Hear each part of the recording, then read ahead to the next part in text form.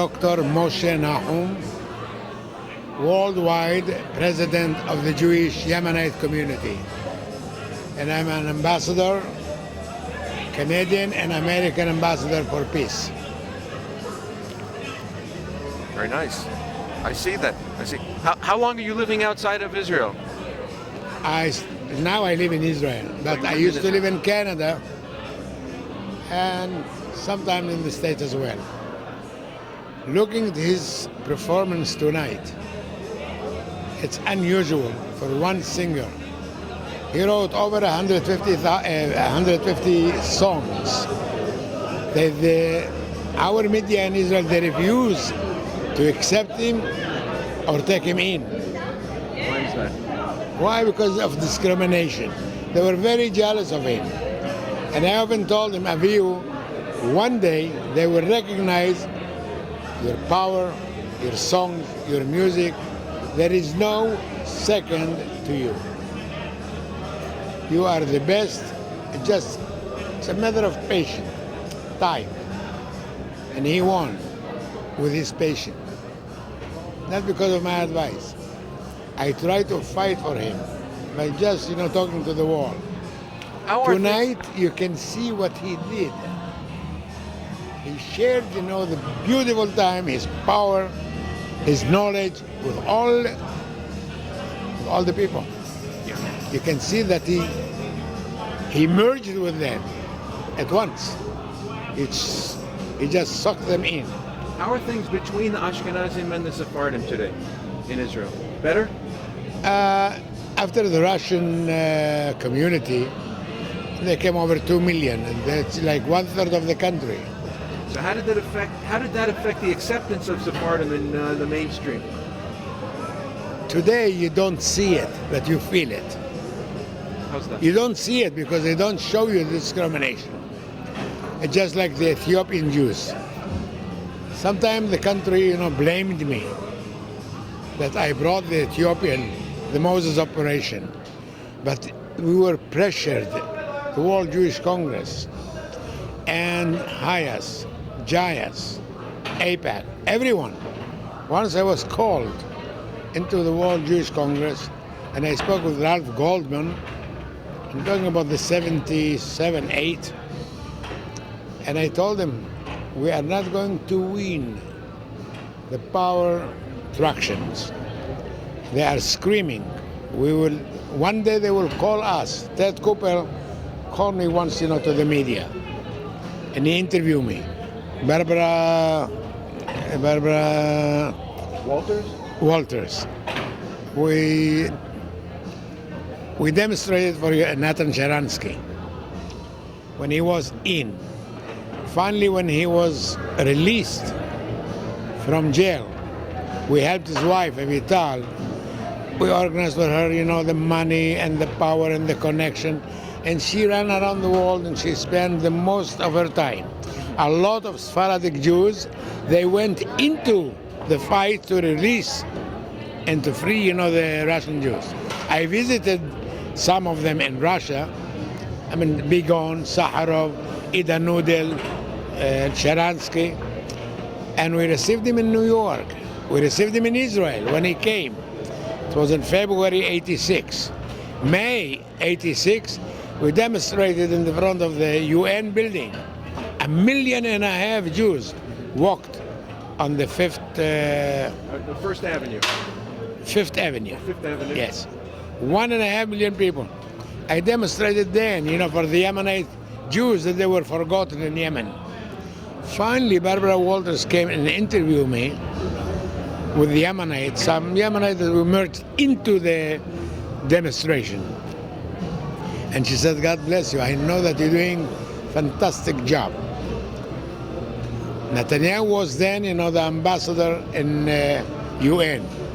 As an ambassador today, I know what is the feeling to be an ambassador and you don't have the power to express yourself. If you had known how many non-Jews would have come from Russia? About 50%. You think 50% of the Russian... Because, the Minister of Immigration was Rabbi Yitzhak Peretz. I worked with him. One day we sat on... The chief rabbi of Israel, you mean? No. He was one of the shots, one of the organization. He is the rabbi of Ra'anana. Hey, JooTube. Rav Itzhak Peretz. And he asked me, Hey, come on, stop doing good about I can see. And we sat at Marriott Hotel in Jerusalem. First we sat, in his office. But the Shabbat came in. We didn't have a choice. His driver drove us to Marriott Hotel, and we did the Shabbat there at the hotel.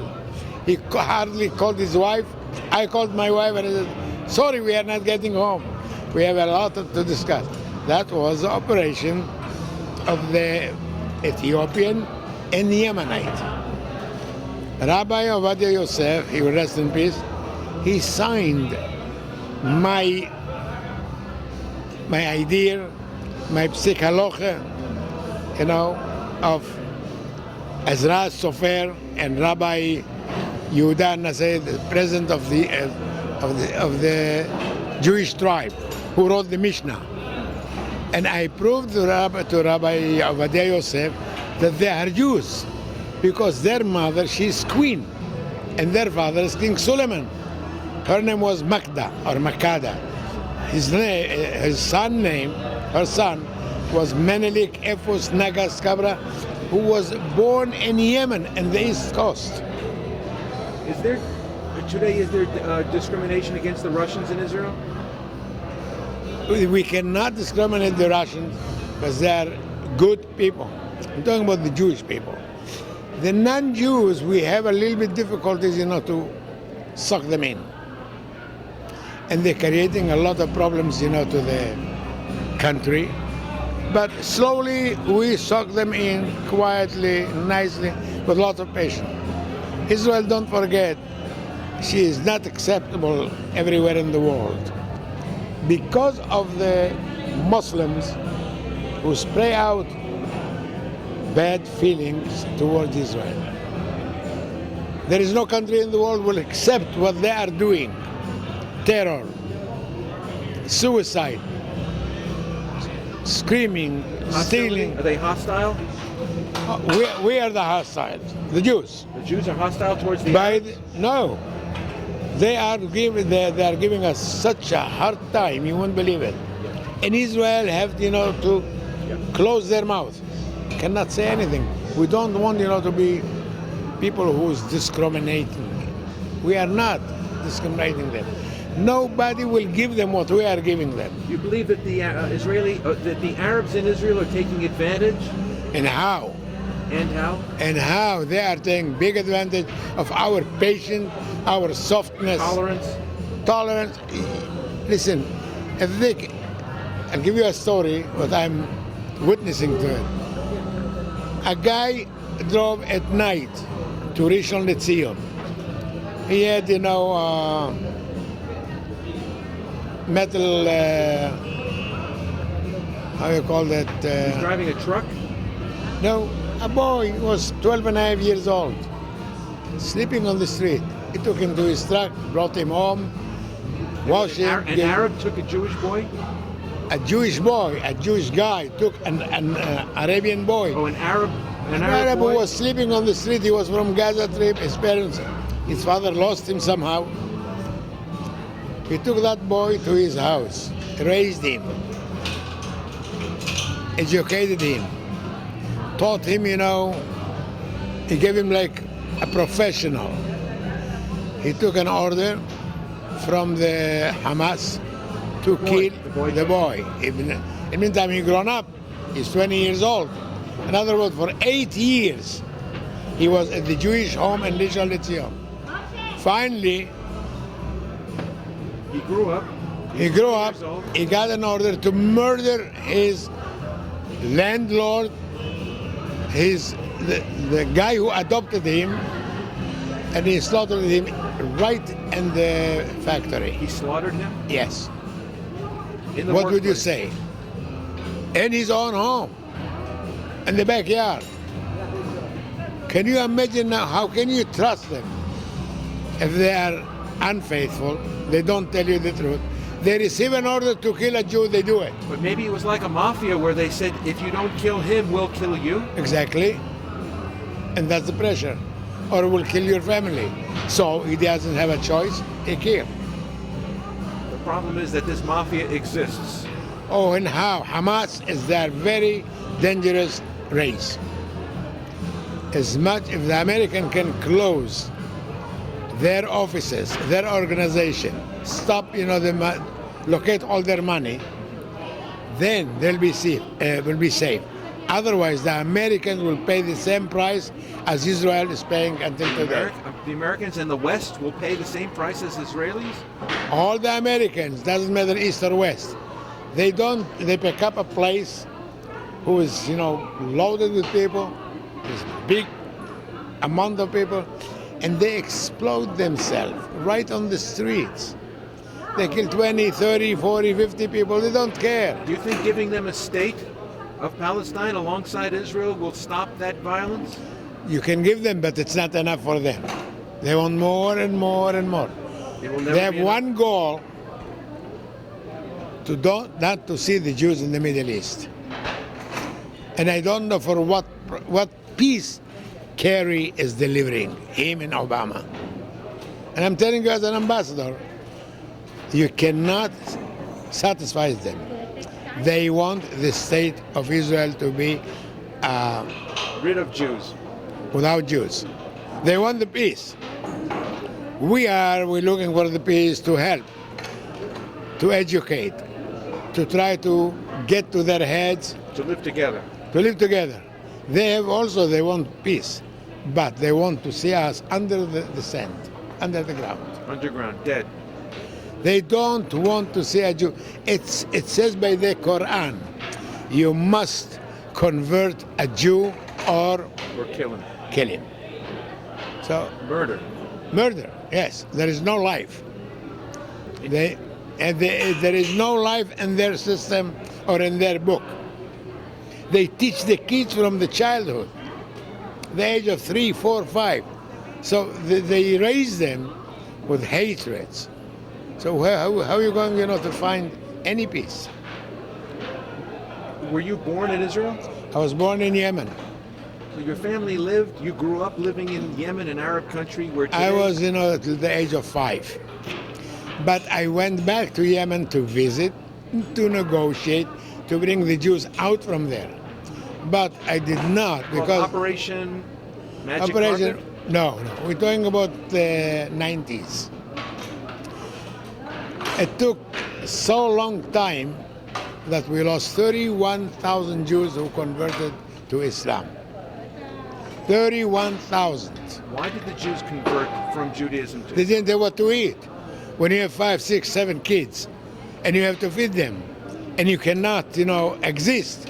What do you mean, not exist? Israel did not help them to get out from there. Were they persecuted by the Muslims? They don't kill. They bring you to a point that you have to convert. They don't want to be blamed. In a month of 31,000 to convert in different cities in Yemen, there is no way back to Judaism. The minute you converted, that's it. There is no way out. And I take the blame on the Israeli government. You put the blame on the Israeli Yes, government? they did not walk fast to save them. Not fast enough. Look, 45 years, it was divided families. A man with 2 or 3 children in Yemen, or a mother with 2 or 3 children in Israel, or reverse. Or parents in Yemen and the kids in Israel, or vice versa. So, it took them, when I asked, the desk of Yemenite and the State Department, and the head of the desk was Barbara Bowden. She became later on ambassador of United States in Yemen. I was in touch with her, and I released, some Jews. And and then I spoke with them to release a body, one body that they murdered in Yemen. We paid a lot of money to bring him to his family. It was already buried. No, he was in the fridge. In the ground? No, he was in the fridge. They held him for 3.5 months. How did he die? He was murdered and raided because he was a Jew. And what did you have to do to get his body released? We had, to apply through the Americans to the Yemenite government. Finally, we received him out. But after 3.5 months negotiation.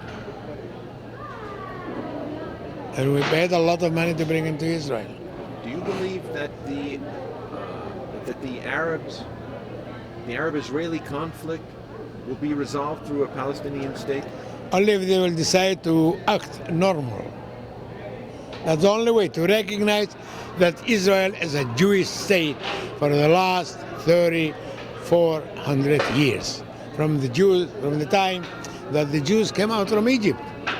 But they don't want to recognize the name of the state of Israel as Jewish state. So how are you going to?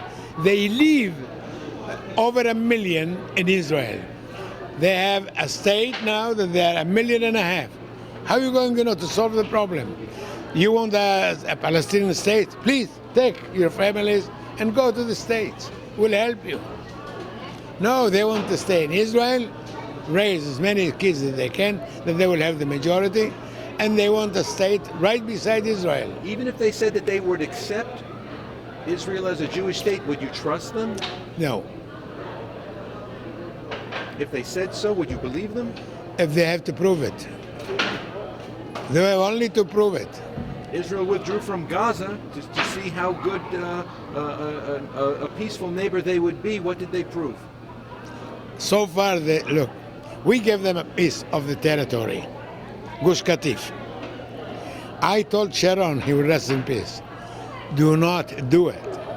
You're going to evacuate 8,500 Jews. The Americans are pressuring me. Let them pressure, but as long as you are sitting there, they can do nothing. Not the Palestinians and not the Americans. Stay where we are. He didn't listen. He paid the price. We paid the price. But do you think the world learned a lesson from it? No. You think the world learned? No. I don't think the world. They're using a lot of publicity. They're buying the time at the, how you call it, the advertising and the Publicity? The publicity. They buy a lot of time on TV, radio, newspaper. And we are so lazy, we don't do enough public relation. That's our fault. Israel. I screamed no, not once, for many years. I was in Toronto and I was trying to tell them we will face one day a catastrophe. The time came and we faced it. What was that catastrophe you feared? That they will commit suicide on the street, they will disappear people from the street, they will rape kids, girls, no, they don't give a damn. Look, you tell me what human in the world can go into a family, slaughter the parents, 3 kids, and a child of 4 months old, a girl 4 months old, they slaughtered, her neck. You live in Israel today? Yes. So many of the people on the left, they're not normal. They don't even know how to judge. They don't. how do you mean? Because they're supporting them to have a state. They don't know what price we're going to pay for that support. We used to have in the Second Temple, the Sikrikim, that they supported, the enemies. Oh, the spies? Look what happened. We lost the temple. Their support might bring us, to lose the country. But if Israel will be normal, and I would pray and play and beg, the right to have their time and to explain to the left that they're on the wrong side, then maybe we'll be helped. Maybe it will help. Are you optimistic? I'm hoping, I'm sure I have to keep myself optimistic. For the peace, we are forced to keep the peace. We must keep the peace. And our Birkat Kohanim, the Kohen said, I'm blessing you and you must go after the peace. As long as you are on your feet. And that's what I'm hoping, to see the peace when I'm still on my feet. Alive, not dead. How old are you today? 78. Okay. Let's hope it comes soon. I hope so, before I will reach 120. God bless Thank you very much. Thank My you. pleasure. I appreciate it. Good. Sir, time to go home.